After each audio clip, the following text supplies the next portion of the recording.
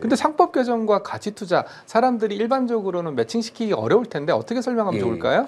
상법제 382조 3항에 이사의 충실 의무가 개정됐지 않습니까? 네.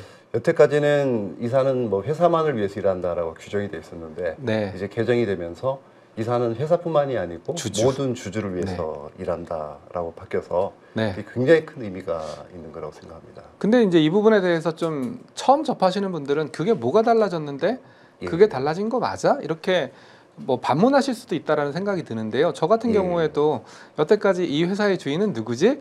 아, 대주주지. 아니면 우리 총수님이시지. 이렇게 이런 생각에 젖어 있었던 게 사실이거든요. 어떻게 설명해야 그렇습니다. 될까요? 사실 코리아 디스카운트의 가장 큰 원인이 네. 주주의 비례적 이익이 보호되고 있지 않았다는 거거든요. 말하자면 1%의 주주는 1%만큼, 2%의 주주는 2%만큼 보호받고 혜택을 받아야 되는데 그동안 20, 30%를 가지고 있는 소위 지배주주가 네. 7, 80%를 가지고 있는 일반 주주의 이익을 각종 분할, 합병, 터널링 등을 통해서 이제 편취하는 현상이 네. 간혹 벌어졌기 때문에 네. 제 주식이 안전하지 않은 거죠. 장기 투자에겐 한국은 투자자 보호 장치가 너무 안 돼 있다. 이런 것 때문에 항상 우리가 그 뒤통수를 맞을 걱정을 하면서 주식을 하다 보니까 기업의 가치가 무슨 의미가 있느냐 이런 식의 일이 진행됐기 때문에 이제 상법이 개정이 돼서 이제 비로소의 한국 주식의 가치가 발현이 되고 과거처럼 그냥 단순한 거래 대상, 뭐 팔 권리가 있고 다른 권리는 별로 없는 그냥 이렇게 그러니까 매일 사고 파는 한 장의 종이 쪼가리, 유가증권 이렇게 취급을 받았다면 이제는 비로소 이제 내재 가치를 가진 주권을 가진 이제 진정한 주식으로 이제 거듭났다고 볼 수 있습니다. 아, 그럼 결국은 주권의 그 권에 해당되는 권리가 이제 부활하면서 결국은 3,200까지 빠르게 다가왔던 오게 됐던 이유 중에 하나도 방금 의장님께서 말씀하신 그런 내용이다. 네, 맞습니다. 알겠습니다. 그럼 본격적으로 뭐 인터뷰에 들어갈까 하는데요. 그렇다면 최근 3,200에서 가로막힌 이유는 그 얘기를 바로 반대로 뒤집으면 될까요? 그 기대감이 많이 약해졌기 때문에 3,200에 가로막혔다 이렇게 해석해도 될까요?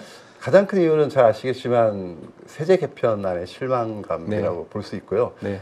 사실 기세가 좋았지 않습니까? 작년 12월 3일부터 6개월간의 정부 공백기를 거치면서 뭐 극도로 저평가되어 있던 한국 주시장이 아시다시피 이제 해외 경쟁사 대비 반값에 PER, PBR이 반의 거래가 되고 있었는데 기세가 굉장히 좋게 그 공백을 많이 메웠죠. 사실은 새 정부가 들어서면서 적극적인 경기 부양책 나오고 또 자본시장 선진화 정책의 일환으로 이제 상법 개정되고 하면서 굉장히 기세가 좋게 3,300포인트까지도 갔었는데 최근에 뭐 세제 개편이 뭐 반드시 모든 이유는 아니겠지만 뭐 관세 영향도 있을 거고 그리고 노란봉투법이라든지 중대재해처벌법 등등 뭐 또 거래세 인상, 뭐 법인세 인상 등등 갑자기 몰아닥치니까 뭔가 정책이 후퇴하는 게 아닌가 이런 느낌을 주지 않았나. 기세가 좀 꺾인 느낌이 들고 과거에 신정부가 추진해온 정책을 보면 뭔가 서프라이즈를 줬어요.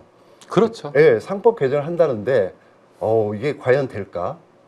라는 많은 의문을 가지고 있었지만 기어이 해냈고 또 더 센 상법, 2차 상법 개정했고 지금 3차까지 준비가 된 상황이라서 시장이 서프라이즈를 좋아하는데 이번에는 좀 서프라이즈보다는 좀 충격, 실망감을 줬기 때문에 증시에 영향을 많이 미치고 있는 것 같아요. 결국은 뭐 기대가 높은 만큼 눈높이도 많이 올라갔는데 그 눈높이에 모자랐기 때문에 3,200포인트에서 계속 가로막히고 있다. 그렇다면 지금 논의되고 있는 2차 개정안, 뭐 집중투표제라든지 이런 내용들이 논의되고 있지 않습니까? 이런 것들에 대해서는 의장님께서는 어떻게 보시나요? 2차 개정안은 이제 일단 뭐 통과가 될 것 같고요. 집중투표제가 실시가 되고 감사위원 분리선출을 원래 1명이었는데 이제 2명으로 늘렸고요. 그렇게 되면 대주주의 이제 권한이 좀 약화되는 측면이 있고 소수주주의 권한이 이제 강화되는 측면이 있죠. 특히 집중투표제가 되면은 사실 최대 주주 지분이 이제 51%고 나머지 일반 주주 지분이 49라면 상식적으로 보면 이사가 100명이라면 이제 51명 대 49명이 돼야 되는데 사실 한 명 한 명당 과반으로 결정하다 보니까 100대 0이 돼 버리지 않습니까? 그렇죠. 100대 0이죠. 그래서 집중투표제를 하게 되면 이제 한 명은 건질 수 있다 이런 측면이 있는 거고 그리고 감사위원 이제 분리선출 같은 경우도 대주주가 지분을 아무리 많이 갖고 있어도 3% 룰로 적용을 받으니까 47%가 죽어버리잖아요. 50% 그렇습니다. 가지고 있어도. 예. 그러면은 이제 소수주주가 힘을 합쳐서 이제 감사 선임을 할 수 있는 네. 그런 구조가 되기 때문에 네. 어떤 소수주주의 주주의 어떤 권한이 강화되고 또 이사회의 좀 독립성이나 좀 전문성 이런 게 강화되기 때문에 좋은 시그널인 것 같습니다. 이런 쪽으로. 근데 또 이제 그 시각을 바라보는 입장에서는 뭐 예. 예를 들어서 감사 한 명이 바뀐다고 해서 예. 이사 한 명이 바뀐다고 해서 뭐 드라마틱한 변화가 일어날 수 있겠냐. 그리고 또 한국적인 감사들은 예. 어떻게 본다면 대표이사와 각을 세워야 되는 입장인데 예. 한국적인 감사들은 그렇지 않은 경우도 많이 있지 않습니까? 그럴 수 있겠죠. 예. 하지만 과거보다는 완전히 다를 것 같은데요. 아, 과거보다는요? 예, 100대 0이었는데 네. 그래도 100대 2라는 게 또 네. 의미가 있는 거죠. 한 명이라도 싸워줄 수 있는 사람이 있으면 네. 또 권한이 큽니다. 감사이고라는 굉장히 커요. 쉽지 않습니다. 네.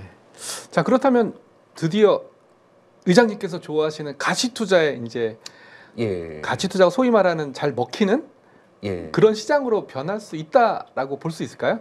볼 수 있습니다. 네. 그러면 우리가 가치 투자 관점에서 처음 접하시는 분들이라면 도대체 예. 어디를 바라봐야 될까요?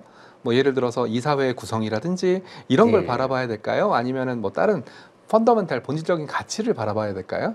전부 다 봐야 됩니다. 아, 그런가요? 예, 먼저 이제 거버넌스가 제일 중요하니까 이사회가 얼마나 독립적이고 전문적으로 운영이 되고 있는지가 중요하고요. 네. 그 거버넌스가 좀 부족하더라도 이거를 바꾸려고 하는 의지가 있는지 없는지 그런 부분도 봐야 되고. 아, 근데 그거 너무 어려워요. 왜냐하면 어렵긴 외부에 하죠. 있는 예. 제3자가 그 경영진이 어떤 생각을 갖고 있는지 아니면 예. 그 경영진이 속해 있는 이사회가 어떤 성격을 갖고 있는지 이런 걸 파악하기 너무 예. 어렵거든요. 근데 외견상 이렇게 보기에 예를 들면 이사회 구성 요인들이 뭐 네. 친인척이라든지 예. 뭐 퇴임자라든지 아니면 뭐 관계자? 대표이사님이랑 성이 같다든지. 예. 예, 그런 거를 보고 또 네. 전문성이 중요하지 않습니까? 네. TSMC의 이사회 구성을 보면 뭐 경쟁사 IT 기업들 CEO들이라든지 네. MIT 총장 출신 뭐 이런 분들이 있기 때문에 네. 그런 외형적으로 봐도 어느 정도는 좀 알 수 있지 않을까 싶은 생각은 들어요. 그러면 뭐 차근차근 한번 따져볼까 하는데요. 예. 자, 이렇게 변화의 요인, 그리고 2차 상법 개정안, 그리고 혹시 3차 상법 개정안에는 뭐가 포함되어 있을까요? 자사주 소각이 자사주 소각. 아, 그러면 일련의 과정들이 다 마무리되었다라고 가정을 했을 때 이 예. 방송을 보시는 시청자 또는 투자자분들이 어떤 포인트들을 중점적으로 좀 하나씩 따져 들어가면 될까요? 뭐 전반적으로 다 예. 봐야 되겠지만 뭐 예. 질문이 좀 약간 두루뭉실해서 죄송하긴 한데 전반적으로 다 그렇죠. 봐야 되겠지만 뭐 스텝 바이 스텝 그러니까 예. 그러니까 어떻게 뭐부터 좀 보면 뭐 차근차근 따라가면 그 의장님의 철학을 좀 예. 쫓아갈 수 있을까요? 1차 개정이 제일 중요한 것 같고요. 네. 상법 제 382조 3항이 개정된 거는 굉장히 큰 의미가 있는 거고 해외 같은 경우에는 원래부터 하고 있던 거고 네. 미국이나 영국은 네. 우리만 이렇게 이게 하고 있었기 때문에 네. 이제 문제가 제일 컸던 거라고 생각되거든요. 네. 상법 개정이 되지 않았을 시점에는 우리가 주식을 장기 투자하기 정말 어려운 여건이고 투자자 보호 장치가 거의 전혀 안 돼 있다고 볼 수 있는 상황까지 벌써 그렇게 어려운 상황이었는데 이제 상법 개정이 됐기 때문에 네. 1차 관문은 이제 뛰어넘었다고 봅니다. 네. 그래서 우리가 이제 국내 주식에 안심하고 투자하고 갑자기 뒤통수 맞을 일이 없다. 제가 이제 주식을 하면서 가끔 가다가 공시를 보는데 네. 뭐 가끔이 아니고 이제 매일 공시를 보죠, 오전에. 근데 좀 겁이 나요, 공시를 보기가. 내가 가진 주식에 무슨 일이 벌어질지 알 수가 없어가지고 어느 날 갑자기 제가 내재 가치가 3만 원이라 생각하고 주식을 샀는데 10,000원에 거래되고 있는 주식이 있어요. 네. 그럼 언젠가는 3만 원 가겠지 하고 싶었는데 어느 날 갑자기 다른 회사를 합병이 돼버리는 일이 과거에 PBR이 0.1인 기업이 있었는데 네. 그 기업이 시가총액이 굉장히 작았어요. 시가총액 700억 정도 됐었고 네. 순연금이 1,000억이고 내년도에 턴어라운드 예정이어서 이익이 몇 배로 늘어날 예정이었거든요. 그러면 저라도 사고 싶은 기업인데요. 예, 그냥 기대감을 많이 갖고 있는 주식이었는데 네. 어느 날 갑자기 계열사가 하나 있는데 네. 그 계열사는 PBR이 1배가 넘고 네. 실적은 그냥 평이한 수준이고 미래가 없는 그런 산업이었어요. 주로 관리하는 산업 쪽이었는데 아무래도 좀 약간 미래가 없는 산업이다 보니까 그 성장 모멘텀을 찾고자 예. 그런 기업을 찾은 거 아닐까요? 그렇다기보다는 네. 제가 갖고 있었던 PBR 0.1인 기업의 주식을 이세는 한 주도 안 갖고 있었다는 거죠. 이쪽 주식을 많이 들고 있었어요. 좀 비싼 주식을. 네. 그래서 합쳐지면서 이게 다이루션이 돼버리니까 희석돼 버려서 제가 가지고 있던 가치의 절반 가격이 돼버리는 거죠. 이야. 합쳐지니까. 그러면 결국은 대주주 입장에서는 지분율이 올라갔겠네요. 그렇게 합치면서. 그렇죠. 좋은 기업을 공짜로 가져오고 네. 지분율도 올라가고 네. 아주 좋은 일인데 소수주주 입장에서는 이게 땅을 치고 네. 원통할 일이겠네요. 너무 충격적인 일이 이런 일이 많이 발생됐습니다. 음. 그래서 이런 일이 앞으로는 없을 거다라는 어. 게 정말 가장 좋은 거라고 생각하고요. 그리고 또 두 번째로는 그런 일이 만약에 또 발생할 수 있는 상황들은 연출될 수 있잖아요. 예. 그럴 때는 어떻게 우리가 주주권을 통해서 소리를 낼 수 있을까요? 그거는 뭐- 제가 생각에는 이제 감옥 갈 것 같은데요. 그런 아. 짓을 하면 아예 못 합니다. 아, 집단 소송제라든지. 너무 리스크가 커요. 이사 입장에서는 네. 당연히 소송이 누군가가 들어올 거고 주주 대표 소송도 할 거고 그러면 그 이사한테는 뭐 예. 배임 형태로 소송이 들어가는 건가요? 배임입니다. 예. 아, 배임이죠. 네. 주주의 이익을 훼손시켰기 때문에 네. 비례적으로 훼손시키면 이제 안 되는 거고 네. 그러니까 이해상충 관계가 있으면 안 되는 거잖아요. 네. 비례적으로 손해본 건 어쩔 수 없는 거고 네. 그냥 기업이 어떤 판단을 해서 아 이건 정말 좋은 M&A 건이고 우리 회사 가치를 올릴 수 있는 좋은 투자다라고 투자를 했어요. 근데 실패를 했어요. 어쩔 수 없죠. 그건 뭐 경영상의 판단이고 그렇죠. 경영상의 사업상의 판단이니까. 그렇죠. 모든 주주가 비례적으로 똑같이 손해 봅니다. 네. 최대 주주군, 대주주군, 일반 주주군. 네. 그렇지만 어떤 거래를 함으로 인해서 지배 주주만 이득을 보고 일반 주주가 손해를 보면 이건 안 되는 거죠. 이제는 법에다 걸립니다. 그러면 결국 이제 투자자 입장에서는 더 현명해져야 되고 더 자신들의 예. 권익을 보호하기 위해서 더 강하게 목소리를 내야 된다라는 생각이 저는 드는데요. 그럴 수 있죠. 네. 예. 그래서 실제로 뭐 최근에 뭐 운용사들도 뭐 대표님이 의장님이 속해 있는 운용사뿐만 아니라 예. 뭐 지배구조 개선이라든지 뭐 그런 부분에 예. 대해서 강하게 목소리를 내고 있지 않습니까? 그렇습니다. 예, 그러면 예. 주주들도 마찬가지로 목소리를 내야 되지 않을까요? 내야 되는 게 맞죠. 네. 근데 목소리를 내야 되지만은 행동 자체에 어떤 한계는 있어요. 예를 들면 배당을 안 하는데 이걸 가지고 소송을 할 수는 없잖아요. 뭐 현금 잉여금 엄청나게 쌓여 있는데 배당을 안 한다. 예. 예. 그 죄는 아니잖아요. 아, 법적으로 할 수 있는 건 없거든요. 네. 왜냐하면 기업들도 뭐 생각이 있겠죠. 변명도 있을 거고 우리가 돈을 모았다가 나중에 투자를 할 거다 크게 이렇게 얘기할 거라고요. 네. 그걸 가지고 우리가 뭐라 할 수 없는 이제 문제점들이 있고 네. 그래서 그런 것들은 이제 다른 정책으로 어떻게 유도를 배당을 많이 하면 좀 모든 이들이 좋아질 수 있는 정책 방향을 틀어버리면 예를 들면 배당 수도 분리가세 해준다든지 네. 이런 식으로 정책을 펼쳐야 되는 거죠. 법으로 해결할 건 아니고 주주 행동주의보다는 그건 좀 정책이 도와주는.